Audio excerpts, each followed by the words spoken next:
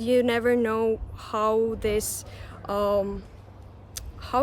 will, let's say, end up, what we will have in a month or in a couple of weeks, and just to be prepared. Yes, if I don't know what will be the indicator, so that I understand that I have to volunteer and to go to the front line, but I have to be prepared.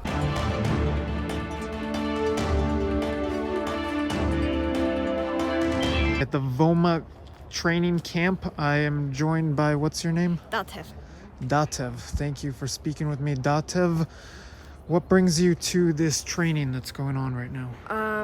The overall situation in Armenia and Artsakh, because as many internationals who are not connected with Armenia, who are not familiar with the issue, may think in their opinion, this may be just a fight for a piece of land, while this, like Artsakh and whatever is going on right now, is not just about the piece of land. It's about just existence of Armenians, and it's not like we have somewhere else to go to exist. This is our motherland. This is where everything started and everything has to continue. So because the situation is not the, let's say, easiest, I joined the VoMA to be prepared for any escalation, let's say. And by joining the VoMA, does that mean you're volunteering to eventually join the military in the fight in Karabakh? Right now I'm just learning, and I can later switch to becoming a volunteer. I'm not planning to do that at the moment, but this is like, I don't know, I'm learning, because you never know how this will, let's say, end up, what we will have in a month or in a couple of weeks, and just to be prepared. Yes, if I don't know what will be the indicator, so that I understand that I have to volunteer and to go to the front line, but I have to be prepared. How old are you, and what are I'm you? 20. You're 20 years old, and what are you leaving behind right now? University or what? Yeah, because of the COVID situation right now, my university is online, and I'm learning computer graphics, and doing it online is a bit kind of not real. So I kind of decided this is more important. I could stop my online classes for a week and then later join them, because these trainings last from 7 to 10 days. Do you know many people who are on the front? Yes, most of my male friends, 2 of my brothers, and many other people who I don't know, but who are close to my heart just because they're Armenians. And can you add a little bit more, especially for the international audience, how and why is this an existential threat for Armenians? I'm sure majority of the internationals, well, if not, the Armenian genocide happened throughout some years, about 100 years ago, and we say that it happened in 1915, while it was not. It's lasted for decades, but still, let's call it the genocide of 1915. Basically, what happened was that Turks, let's say, killed 1.5 million Armenians, and whatever is happening right now is kind of the same, because it's not just war.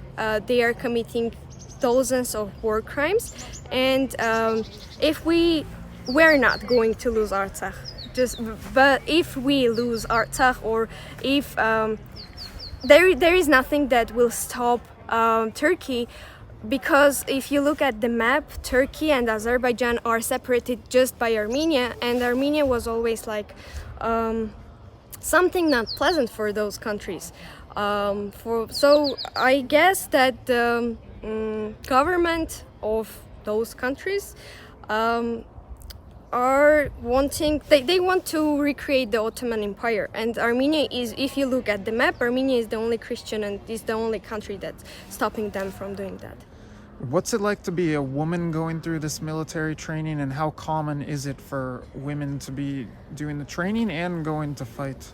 I can say about the fight part, because personally I have no experience, but at first it's difficult, then you become numb, because it's been already a month and a day, and you kind of just become numb emotionally, but at the same time you are very sensitive, so it's a very mixed, I don't know how to call it, but you understand what the problem is and you try to help solving it in every possible way. Before coming here, I was volunteering, I was doing some physical job, and I am also a part of Armenian social media army.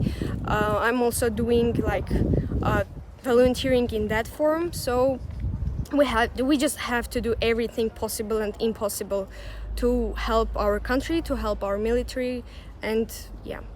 What is the Armenian social media army?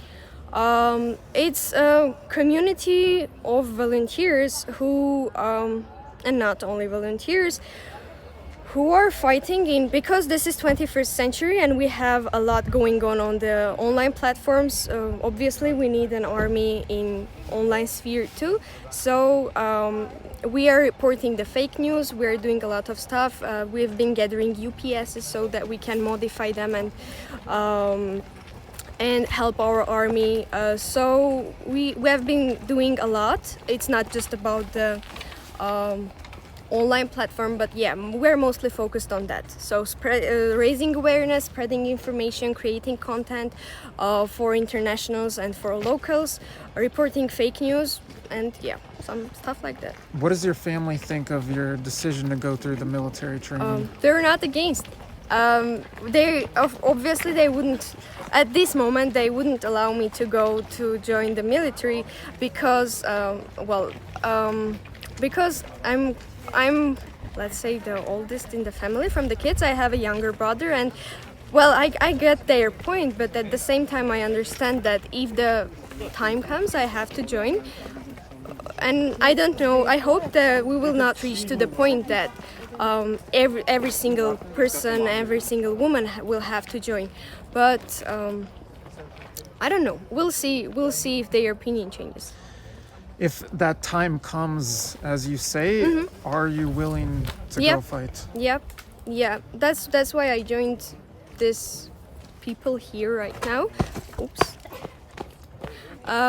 Because I want to be both physically and mentally 100%, well, okay, if not 100%, but mostly ready, because this is my country, this is my motherland, and this is personally, even like, this is a problem of my existence. I have a lot of goals, I have a lot of dreams, but if I don't have a motherland, if I don't have a country, none of them is going to come true.